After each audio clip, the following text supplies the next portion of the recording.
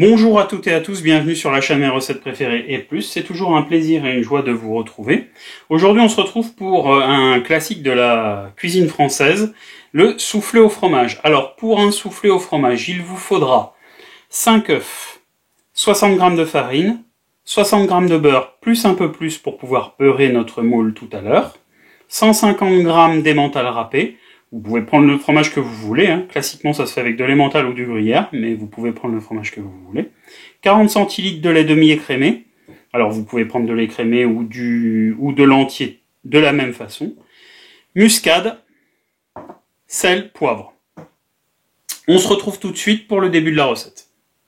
Alors dans une casserole je vais faire ce qu'on appelle un roux, c'est-à-dire l'équivalent du début d'une béchamel. Donc je mets ma casserole à chauffer et je vais faire fondre mon beurre. Ouais. On va le faire fondre jusqu'à ce qu'il mousse légèrement. Donc faites attention, hein, le beurre cramé c'est jamais très bon, ni au goût ni pour la santé.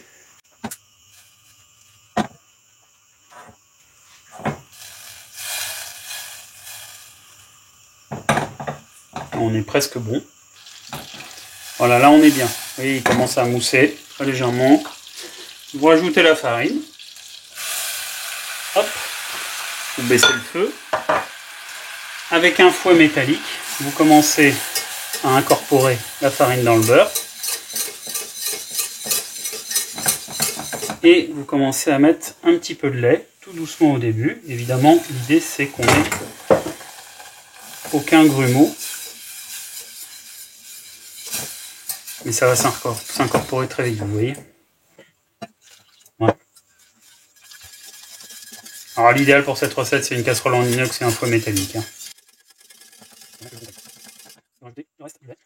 Donc il y a un peu moins de lait que pour une béchamel ordinaire, et un petit peu plus de farine, un petit peu plus de beurre. On va assaisonner. Poivre. Un peu de muscade, ça fonctionne très très bien avec le soufflé et de façon générale avec la béchamel. Et on va aussi saler, mais légèrement, notre béchamel épaisse parce que vous aurez de toute façon du sel dans le fromage.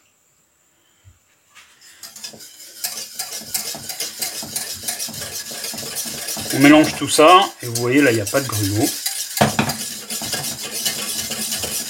On va attendre que ça épaississe un petit peu.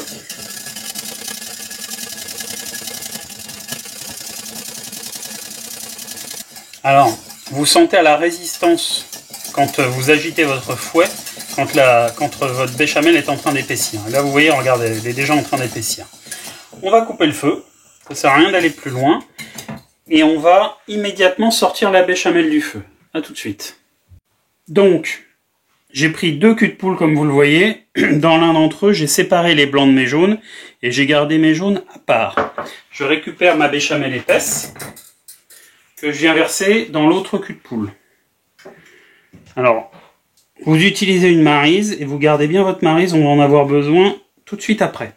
Le fait de le verser dans un autre cul de poule comme ça va casser un petit peu la chaleur, parce qu'il va falloir qu'on incorpore les jaunes, et il vaut mieux le faire quand la sauce est un tout petit peu plus tiède pour éviter qu'il cuise. Parce que s'il cuise, évidemment, ça va vous faire des grumeaux dans votre sauce. Voilà. Vous pouvez un peu fouetter ici, histoire d'incorporer un peu, vous voyez, ça fume. D'incorporer un peu d'air pour refroidir votre sauce. Et on va rajouter les jaunes, alors délicatement. Voilà, et on va les incorporer. Voilà, parfait. Et tant que c'est encore un peu chaud, vous rajoutez l'intégralité de votre fromage. Donc vos 150 g, pareil, vous utilisez la maryse. Et on mélange. Voilà, comme ça, le fromage va s'incorporer. Ici, on est bon. Là, on va monter nos blancs en neige. Il n'y a pas besoin que vos blancs soient froids. On n'est pas dans une crème chantilly. Petite pincée de sel dans vos blancs. Ça aide un petit peu à les faire monter. Et vous les montez en neige ferme. Voilà, ça suffit. Alors, évitez de taper, je crois que je vous l'avais déjà dit, évitez de taper sur le rebord de votre récipient une fois que vos blancs sont montés en neige comme ça, parce que ça fait retomber les blancs. Et alors après, c'est tout simplement la technique de la mousse au chocolat. Ici, on va bien remélanger à nouveau. C'est la technique de la mousse au chocolat, c'est-à-dire que vous prenez votre maryse, on aurait pu avoir besoin du fouet. Ici, là, pour le coup, je peux taper. Voilà. Il y a le fromage qui file, il a commencé à fondre.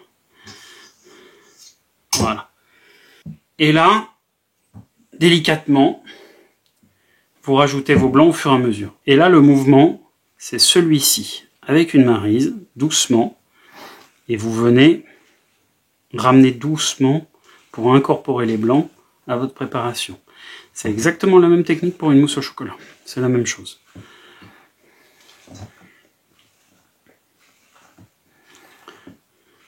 Donc évidemment, les blancs vont tomber un petit peu. C'est pas très grave. Et on y va au fur et à mesure. Et là, pour le coup, il vaut mieux pas trop taper sur le bord. Parce qu'on veut que ce soit le plus mousseux et le plus aérien possible.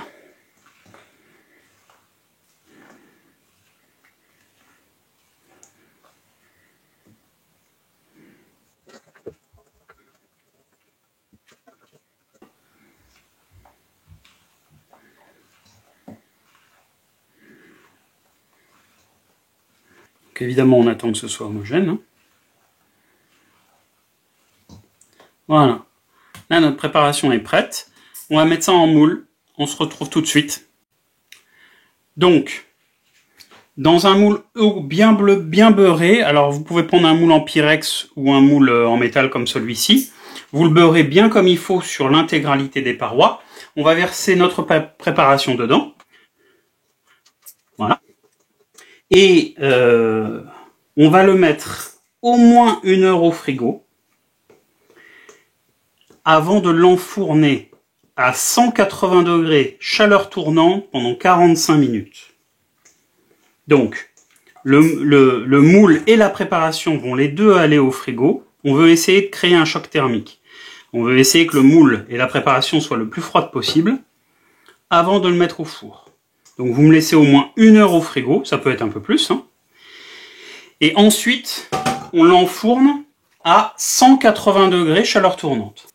On se retrouve pour la fin de la cuisson. Donc, après 1 heure au réfrigérateur et 45 minutes de cuisson à 180 degrés, chaleur tournante, vous pouvez sortir votre soufflet et voilà ce que vous obtenez. Alors, vous pouvez planter un couteau à cœur pour voir si c'est bien cuit. Et vous voyez, la lame est sèche. Cette recette s'achève ici. J'espère que ça vous a plu. N'hésitez pas à nous laisser un petit commentaire, un petit pouce bleu, ça nous fait toujours plaisir. J'espère que vous allez bien vous régaler. Et je vous dis à très très bientôt. Prenez soin de vous. Bye bye.